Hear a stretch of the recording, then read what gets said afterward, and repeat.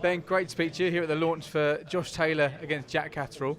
I guess it'd be easy to overlook Jack Catterall considering all that Josh has done over the last 2 years.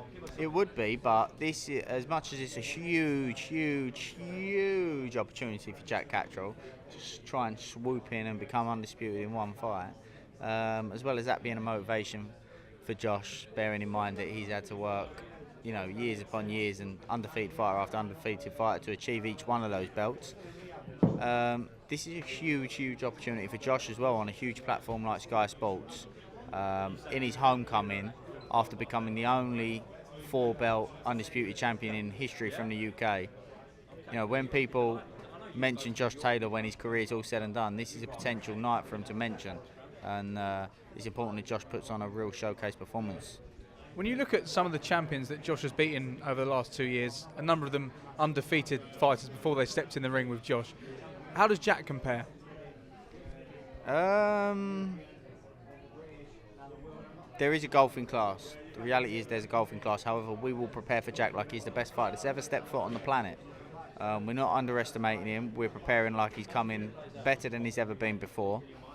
But there is a golfing class. So Josh turns up 100%, preparing with respect to Jack's skills, and gets in the ring at 100%, then, as I say, that's why I keep using the word showcase, because there's a potential and an opportunity for Josh to have a showcase performance.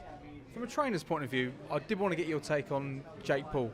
We thought he was going to take on Tommy Fury next weekend. That's not happening. He will take on Tyron Woodley. But from what you've seen of him in the ring as a boxer so far, what do you make of the ability he has? I don't really focus on how good of a boxer he is. One thing I actually went to his press conference. One of my friends, Chris de Blasio, he's works over at Showtime. So I went and met him at the press conference, and one thing I noticed that stood out for me when Jake was talking was he was talking about the investments that he makes. He makes sure that he's got the best people around him in every area, the best media content guys, the best this, the best that, the best team he believes in his boxing team, and makes it, invests money into these things, and it's something that these boxers often don't want to do. They don't want to invest in themselves.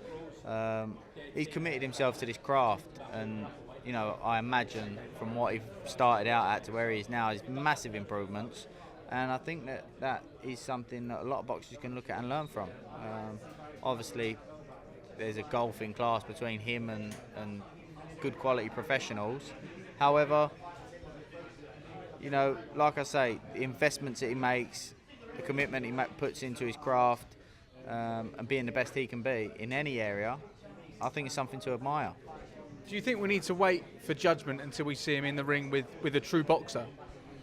Yeah, probably. But even then, look, the reality is this. People don't like this, but the truth of it is, how many fights does a professional protege with an amateur pedigree have before they fight someone that comes to win? He's fighting guys that are coming to win. He's probably doing, having tougher fights than what some of these guys do when they first turn pro. So, but yeah, to see where he's really at, we have to wait to see him fight a pure boxer. But I suppose it depends on what level that boxer is for us to find out where he's at.